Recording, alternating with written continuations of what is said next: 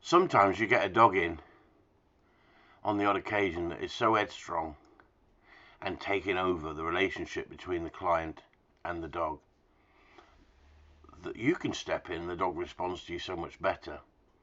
And yet the dog, when it suits the dog wants to play the game. So look, when Jeff's got that squirrel skin in his hand, look, that dog wants to play the game. But I've noticed the dog is pushing boundaries so much with Jeff. He's not focused on Jeff, and we have to get this dog a little bit more focused.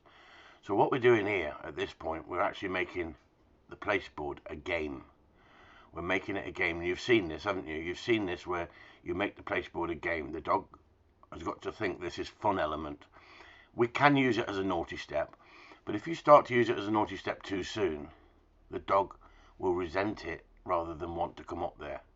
So at that point, look, he's come up, but he's turned away from Jeff. That tells me so much, and that should tell you so much if you're helping other people train dogs, what that dog is like. That dog is not responding to Jeff like he's responding to me, and yet Jeff is his owner and gives him all that love and attention.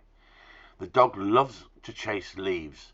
He says the mother was obsessed with chasing leaves and shadows, and this dog chases shadows in the house and chases leaves. He can't switch off, can he, look? So what would I do?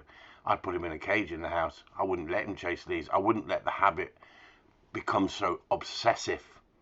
And the habit to chase the leaves is becoming obsessive, and it's overriding the training. And at some point, you're going to have to take the dog back and say, right, now you listen to me. Now he's still a youngster, but we have a dilemma here. If we allow this behavior to manifest and get worse, the dog's only going to get worse, isn't he? What we need to do is say to this dog, here is some obedience now, and you must listen. And what do I keep saying to you? I don't stick the obedience into these dogs too soon. But with this client and his dog, we have no choice. I think we have to. And this is a great video for people who are learning to teach other people to realize that sometimes you've got to step up and you've got to show discipline and you've got to be firm on the dog to get the dog to listen. Now Jeff is calling the dog and playing a game with the dog, and the dog's turning around. He doesn't want to be with Jeff. He's not looking at the retrieve, look. He wants to run around the yard. Jeff is trying to keep focus with him, look. But the dog is playing the game that suits the dog. Look, he's not come back to Jeff with it. He's going around the car with it. See what's happening? Change the environment, and the dog says, right, there's more distractions here. Look, not listening to him, not coming back in. And he's not seeing Jeff as a leader. He's seeing Jeff as a person who takes him out to give him the excitement he has, and then he wants to do what he wants to do.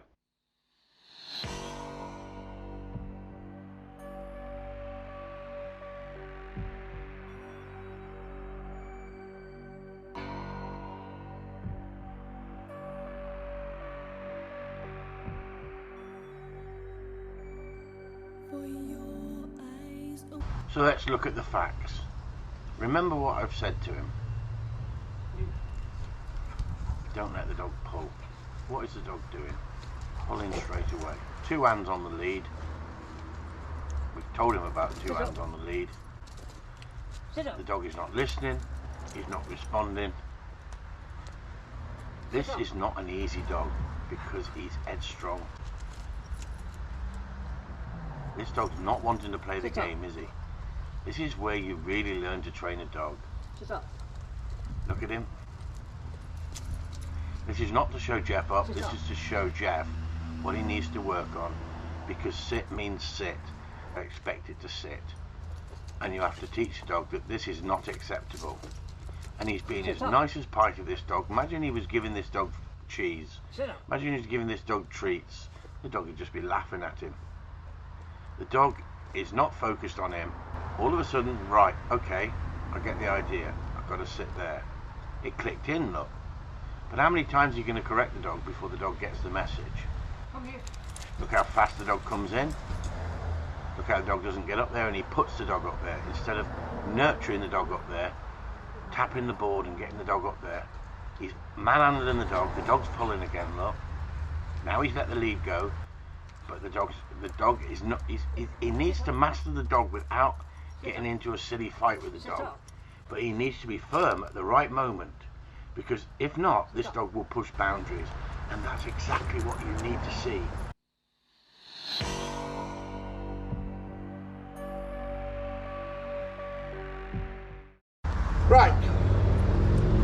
in his life, he's now surrendered. He's dropped to the floor. He's surrendered.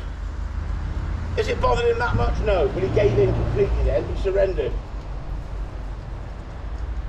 I don't mind the leaves blowing around the yard. If he chases them, he's in trouble. Because I've got to teach him, you listen to me under all circumstances. I've not got eye contact, he gave it me then. But he's thinking about, shall I move, shan't I move? I'm having to come down firm on this dog, where I wouldn't on other dogs in the same way.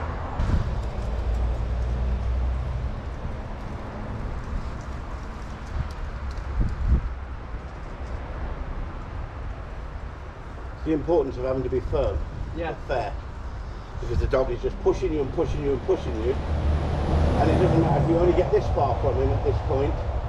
When you give him a command, he's got to do it. As simple as that. Yeah. Right? He's paying more attention to what's going on outside. Yeah, but in a minute it's gonna tap in.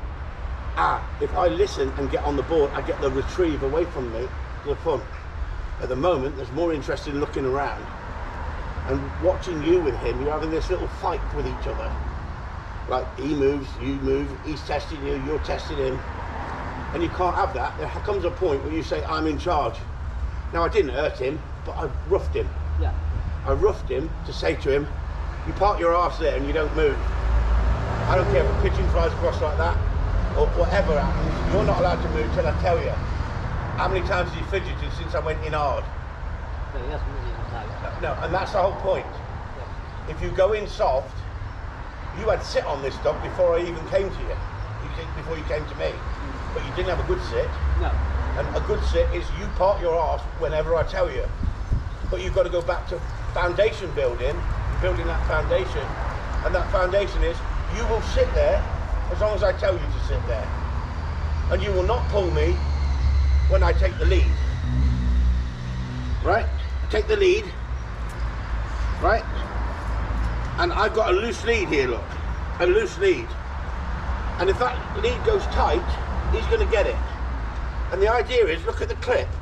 The clip and the lead are designed to have a loop in it.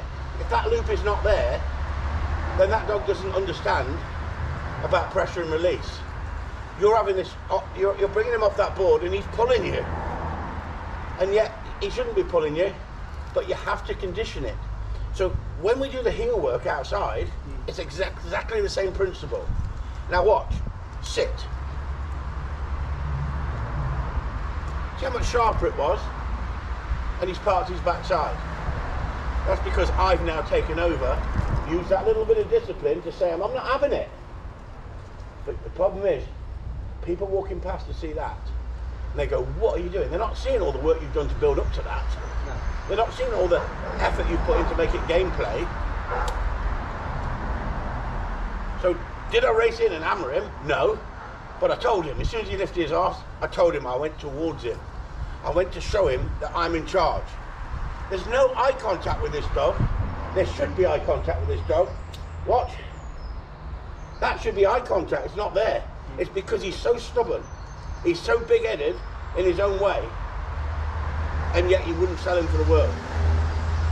But you create a monster if you allow it to happen and manifest and get worse and worse. As he gets older, you go, not having it. So at this point, we've got to condition him. So it's the importance of not me showing how to give a correction,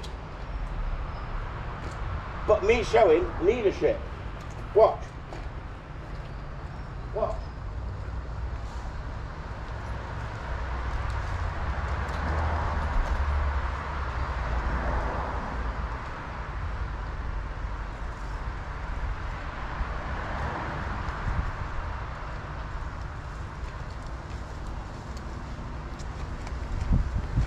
Come here. Sit. But if you build the drive up, and I love drive, then you have to come down heavy on the sit. And you've got the drive. We've got the drive because we've got the dog to want to do it. Look, that leave there, look at the focus he's got on it, but why isn't he going after it? Because of the discipline I've used on him. Right? Now, what I'm going to do If I'm going to move back, I want him to listen to me. I have no problem if it goes wrong, I put him right. It's not personal, it's business. Now watch. Now watch. Sit up. Watch.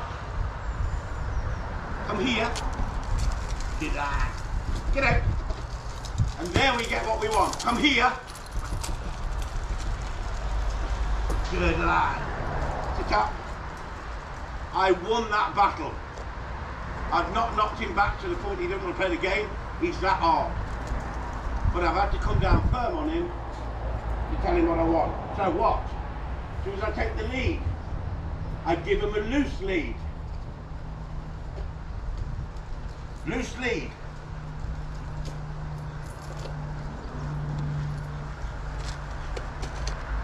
Sit up.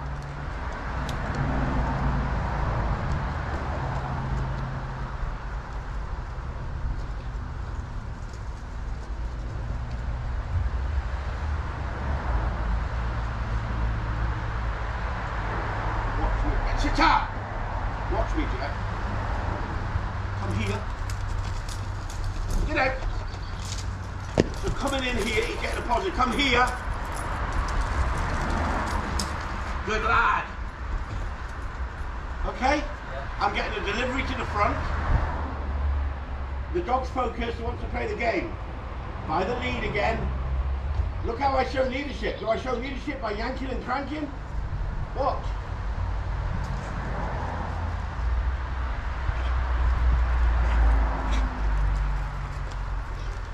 Sit up.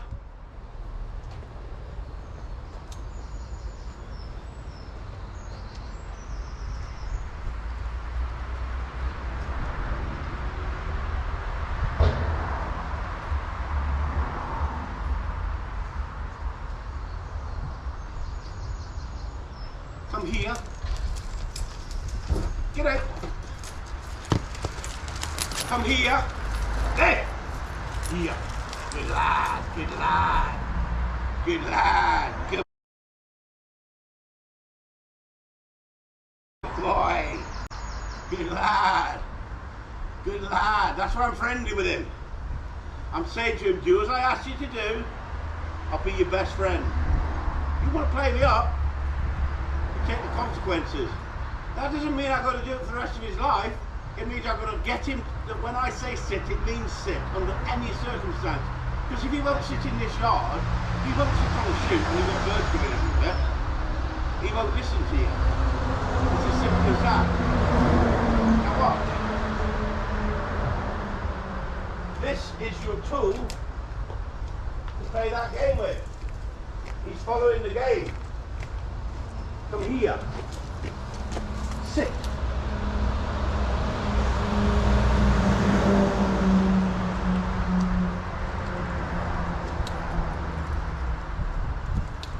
Sit up.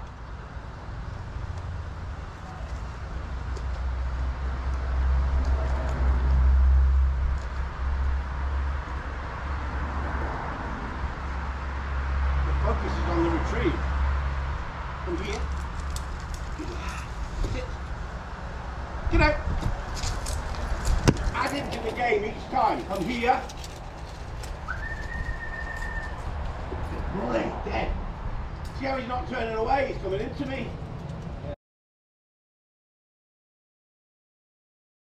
Wants to play the game. Now it's an important part of your training. If you can't get that dog to sit in a situation and wait for the next command, what I did is I educated him. I said to him, look, there is a positive at the end of this, but you're going to get a negative if you don't part your backside. That's so important. Do you agree or not? Oh yeah, yeah. I mean, this dog has bothered me that much over the last few weeks, I've lost my air thinking about it.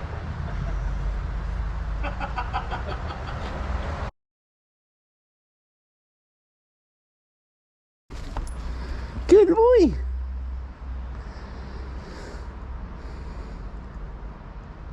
Get out. Where is he? Where is he? Get out. His choice. His choice completely. Watch. His choice. Good lad. We're waiting for him to want to play the game. Because he's coming on here and having a positive, he wants to play the game. Well, we'll also give him a negative if he doesn't listen to us. But if I'm calling him and he's not coming to me, he's wandering around the yard, he's getting away with it. So I'm waiting for him to realise in his brain, the game continues from this position. From this position. Yeah. So we walk across here, look, come on him. Right, we walk across here. I push him back onto here, watch what happens. Do I force him? Get out. There you go. The positive comes from getting back on there. Watch. Watch. Good lad. Yep.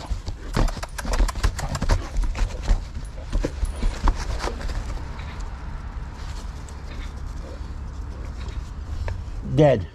Good lad. Now, as you get a smaller placeboard, he can't spin round on it so much. The idea is, we want the eye contact from here, right?